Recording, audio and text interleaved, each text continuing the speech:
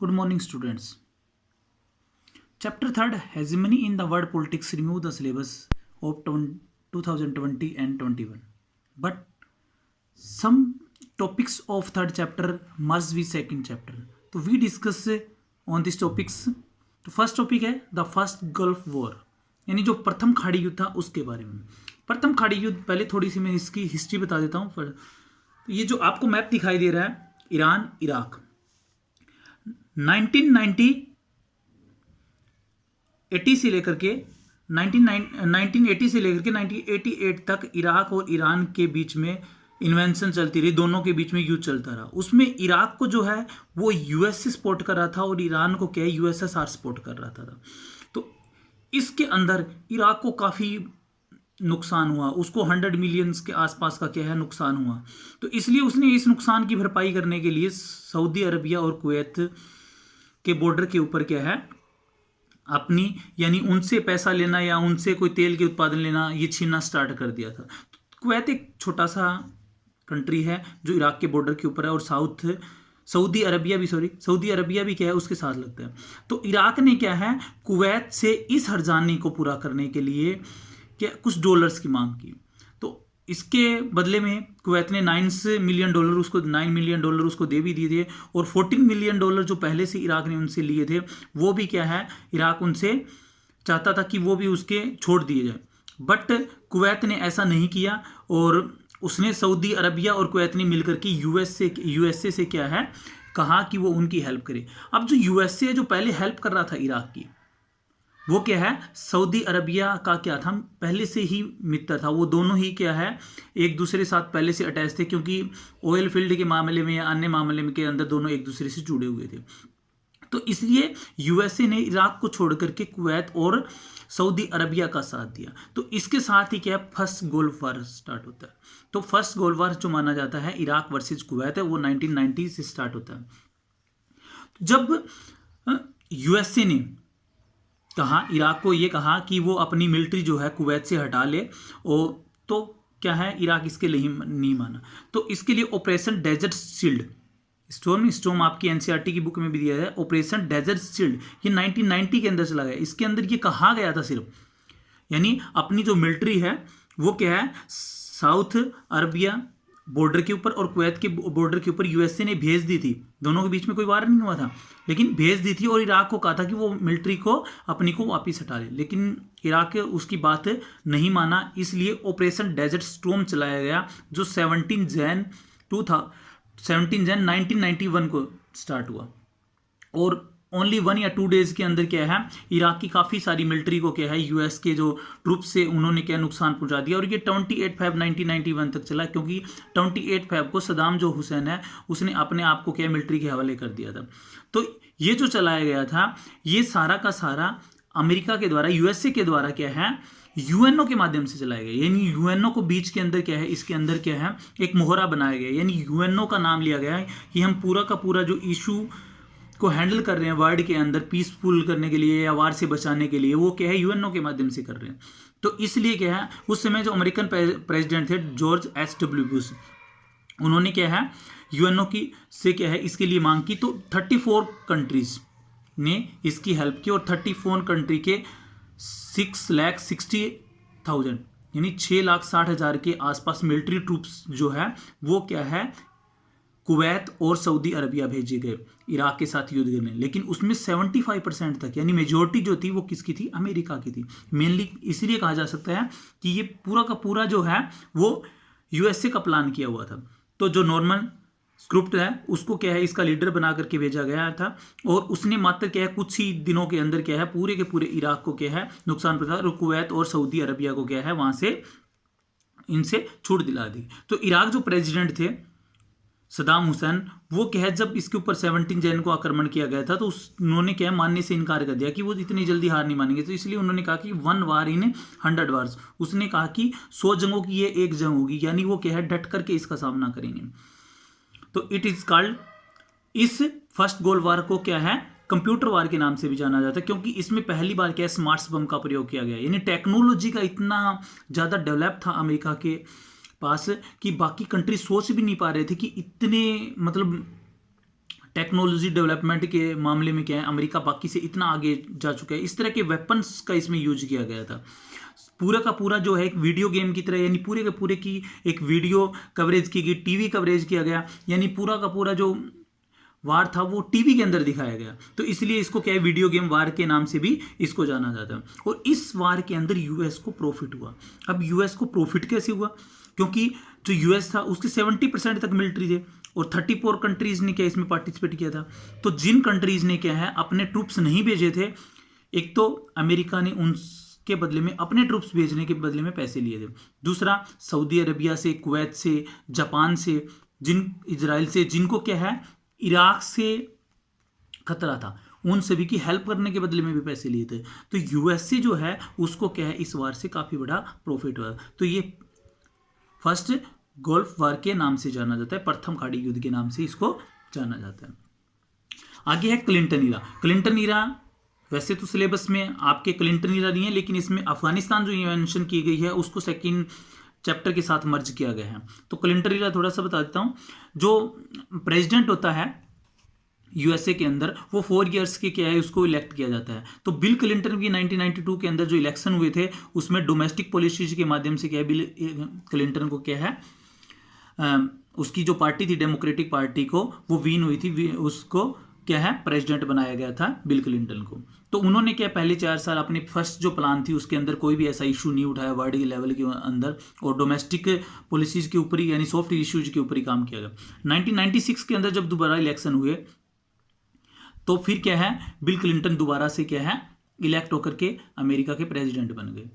लेकिन अब अमेरिका में एक पॉलिसी ये भी है कि वहाँ पर 2 से ज़्यादा बार कोई भी क्या है प्रेसिडेंट नहीं बन सकता। तो अब क्या बिल क्लिंटन को पता था कि वो दोबारा तो क्या है प्रेसिडेंट बन नहीं सकते, तो इसलिए उसने भी कुछ इन्वेंशंस की थी। 1999 के अंदर क्या है उसने यूगोस्लाविया के ऊपर अटैक किया गया था, क्योंकि यूगोस्लाविया कसायो को, ये आपके सिलेबस में इस बार कट कर दिया गया है, ये सिलेबस में नहीं है। आपके सिलेबस में अलकायदा का जो अफगानिस्तान के ऊपर हुआ था, रोल ऑफ अफगानिस्तान। तो अलकायदा क्या है, अलकायदा ने क्या है 1998 में अलकायदा ने क्या है उसके कुछ जो मिलिट्री ट्रूप्स के जो बनाए गए थे उनके ऊपर क्या है नैरोबी के अंदर, कीनिया के अंदर है जैसे, ये इन सभी के ऊपर जो अमेरिकन मिलिट्री ट्रूप्स थे उनके ऊपर क्या है वार कर दिया था, उनके ऊपर इन्वेंशन कर दी थी, यानी उनको नष्ट करने की कोशिश की गई थी अलकायदा के द्वारा। अलकायदा के एक टेररिज्म का ऑर्गेनाइजेशन है, आतंकवादी संगठन है। तो इसके लिए ऑपरेशन चलाया गया, ऑपरेशन इनफाइनाइट रिच। तो अमेरिका के द्वारा ये ऑपरेशन चलाया गया इनफाइनाइट रिच किस कब 1998 के अंदर, जिसके अंदर अटैक किया गया था सूडान के ऊपर और अफगानिस्तान के ऊपर, किसके द्वारा क्रूज मिसाइल्स का प्रयोग। तो ये पहला ऐसा अटैक था जिसके अंदर क्रूज मिसाइल्स को यूज किया गया था, तो सूडान और अफगानिस्तान के ऊपर। और ये मेनली अगेंस्ट किसके था, अलकायदा जो टेररिज्म है और तालिबानी जो टेररिज्म है, यानी तालिबान जो सपोर्ट कर रहा था, उन दोनों के अगेंस्ट किया गया था। उसमें कम से कम 50,000 पीपल इस वार के अंदर क्या है नॉर्मल पीपल, कॉमन पीपल की बात हो रही है, वो क्या है इसके अंदर मारे गए थे। तो अफगानिस्तान के बारे में इतना ही पूछा जाता है।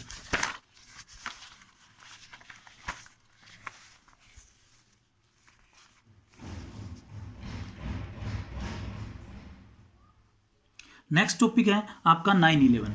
9/11 काफ़ी फेमस है। 11 सितंबर 2001 को क्या है जो 4 एरोप्लेन है उसको क्या है हाईजैक कर लिया गया था। 19 हाईजैकर्स के द्वारा हाईजैक कर लिया गया था 4 प्लेन्स को, जो कमर्शियल प्लेन थे उनको, और वही 4 प्लेन अमेरिका ऊपर अटैक के लिए यूज किए गए थे। इसमें 2 जो है वो वर्ल्ड ट्रेड सेंटर, अमेरिका का जो वर्ल्ड ट्रेड सेंटर है, 2 वर्ल्ड बिल्डिंग्स हैं, उनके ऊपर इकोनॉमिक हब को क्या है ट्रेस करने के लिए क्या है 2 वर्ल्ड ट्रेड सेंटर के ऊपर क्या है अटैक किया गया था। नेक्स्ट जो 3rd प्लेन था वो मिलिट्री हब को के अगेंस्ट जो पेंटागन है, हेडक्वार्टर अमेरिका का डिफेंस डिपार्टमेंट का जो पेंटागन है, उसको क्या है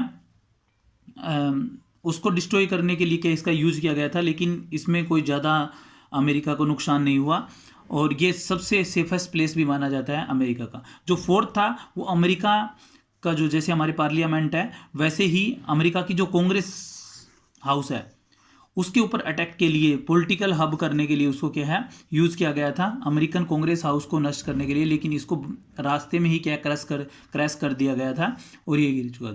तो ये कहने का मतलब कि ये जो 4 प्लेन हाईजैक किए गए थे एक वेल प्लान अलकायदा के द्वारा, और उनको क्या है, जिसमें ओसामा बिन लादेन का सबसे बड़ा हाथ माना जाता है, जिसके द्वारा क्या है यूएसए को इकोनॉमिकल, मिलिट्री और पॉलिटिकल तीनों तरीके से क्या है उसको नुकसान पहुंचाना, उसको डिस्ट्रॉय करना था। इसमें अमेरिकन का कि लगभग 3000 पीपल के आसपास क्या डाइड हो गए थे, और इसको 1814 जब ब्रिटेन ने वाशिंगटन डीसी के अंदर क्या है बर्निंग किया था, उसके अंदर आग लगा दी थी और उसके अमेरिका के ऊपर कब्जा किया था, तो उससे कंपेयर किया गया कि ये उसके बाद दूसरी बड़ी ट्रेजेडी मानी जाती है। या फिर जापान ने उसके परल हार्बर के ऊपर क्या है एक बार अटैक किया था 1941 के अंदर, या उसमें इतने पीपल डाइड हुए थे, तो इसका कंपेयर इसके साथ किया गया था।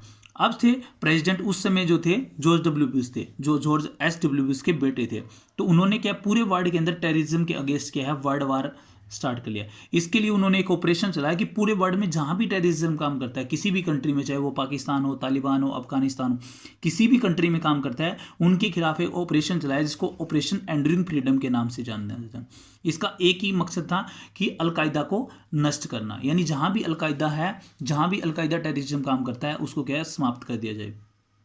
तो इसके लिए उन्होंने अपने गुटेनबे बे के अंदर क्या है एक उनकी प्रिजन है, जेल है, एक छोटा सा टापू है इस क्यूबा के पास, इसके अंदर क्या है जो भी जिसके ऊपर भी उनको थोड़ा सा भी बहुत शक वगैरह होता था तो उसको वहां पर पकड़ कर ले जाते थे। ये ह्यूमन राइट्स को भी फॉलो नहीं करती इस प्रिजन के अंदर। तो ये सारा का सारा 9/11 की इसके बारे में। अगला है second golf war. First golf war और सेकंड दोनों गोल्फ वॉर आएंगे। तो इराकी इन्वेंशन के नाम से भी इसको जाना जाता है। यह भी क्या है Iraqi freedom, operation Iraqi freedom के नाम से इसको दिया गया। इसके अगेंस्ट हो ये एक यूएसए की हेजिमनी भी आप भी बोल सकते हो कि इराक के ऊपर तो वो इन्वेंशन कर रहा है, यानी इराक के ऊपर तो वो आक्रमण कर रहा है, वॉर कर रहा है, और ऑपरेशन का नाम भी रख रहा है ऑपरेशन इराकी फ्रीडम।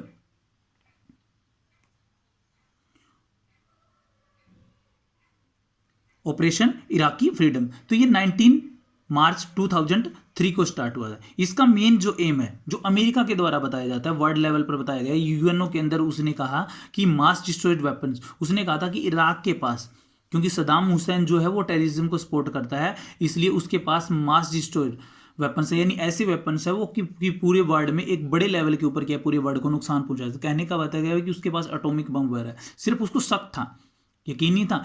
तो इसके लिए उन्होंने क्या है इराक के ऊपर इन्वेंशन कर दिया, जिसमें क्या 40 कंट्रीज ने पार्टिसिपेट किया, यानी कि अमेरिका के साथ 40 कंट्री आए थे, जिसमें भी 1,77,000 ट्रूप्स ने काम किया था। इसमें 130 ट्रूप कौन थे? यूएसए। कहने का मतलब वही 75% या 80% क्या है ट्रूप्स किसके थे? यूएसए के थे। तो अमेरिका ने रीजन दिया था कि जो वेपन्स है, मास डिस्ट्रॉयर्स वेपन्स है, उसको नष्ट करने के लिए और यहाँ से इराक से जो टेररिज्म है उसको समाप्त करने के लिए क्या है ये ज़रूरी है। तो इस लेकिन ओरिजिनल रीजन नहीं माना जाता। कुछ पॉलिटिशियन का कहना है कि इसका मेन जो रीजन था वो centre of oil resources and USA favourable government in Iraq. उनका कहना था कि वो क्या है इराक के जो मेन जो ऑयल रिसोर्सेज है उनके ऊपर क्या करना चाहते थे, उनके ऊपर अपना डोमेन्स बनाना चाहते थे कि वो अमेरिका के फेवरेबल काम करें। और दूसरा जो इराक के अंदर गवर्नमेंट बने वो ऐसी गवर्नमेंट हो कि वो क्या है जैसा यूएसए कहे वैसा ही काम करे, यानी इराक के की जो गवर्नमेंट काम करे वो यूएसए फेवरेबल होनी चाहिए। तो इसकी पूरे वर्ल्ड के ऊपर क्रिटिसाइज भी किया गया। रोम के अंदर भी क्या एंटी वार रैली निकाली गई, यहाँ तक कि यूएसए के जो पीपल थे वो भी इसके अगेंस्ट थे। पूरे वर्ल्ड के अंदर क्या है लगभग 36 मिलियन पीपल्स क्या है इसके अगेंस्ट थे। लेकिन फिर भी क्या है अमेरिका ने इस इन्वेंशन को जारी रखा और क्या है सदाम हुसैन को पकड़ लिया गया और इराक के अंदर अपनी सपोर्ट की गवर्नमेंट बनाई गई। 9 अप्रैल को यह स्टार्ट किया गया था बगदाद से और 1 मई को इस इन्वेंशन को एंड कर दिया गया, यानी पूरी गवर्नमेंट की जो बन चुकी थी वो अमेरिका के फेवरेबल। लेकिन इतने समय बाद भी ये किसके 2003 की है। और अगर हम आज की बात भी करें कि अब भी जो मिलिट्री पीछे तक क्या है अमेरिका की मिलिट्री या ट्रूप्स वहाँ पर क्या थे इराक के अंदर थे और आज भी लोग क्या उसके अगेंस्ट से बार बार क्या तेल के कुएँ जला देते हैं, उनके ऊपर जो मिलिट्री वगैरह है उनको मार देते हैं। तो आज भी क्या है वो लोगों के अंदर यानी पीपल्स के अंदर क्या है अपनी वो गवर्नमेंट साख नहीं बना पाई है, यानी उनके साथ अटैच नहीं हो पाई है। तो इसलिए क्या है कहा जा रहा है कि यूएसए का मेन जो पर्पस था ऑयल रिसोर्सेज के ऊपर क्या है, कंट्रोल करना था। तो ये सेकंड कोल्ड वॉर था। इस चैप्टर में से यही आएगा। बाकी जो आगे का है ये चैप्टर्स के टॉपिक हैं, ये आपके क्या है रिमूव कर दिए गए हैं सेशन 2020 और 21 के लिए, तो इस बार नहीं। Okay, thank you.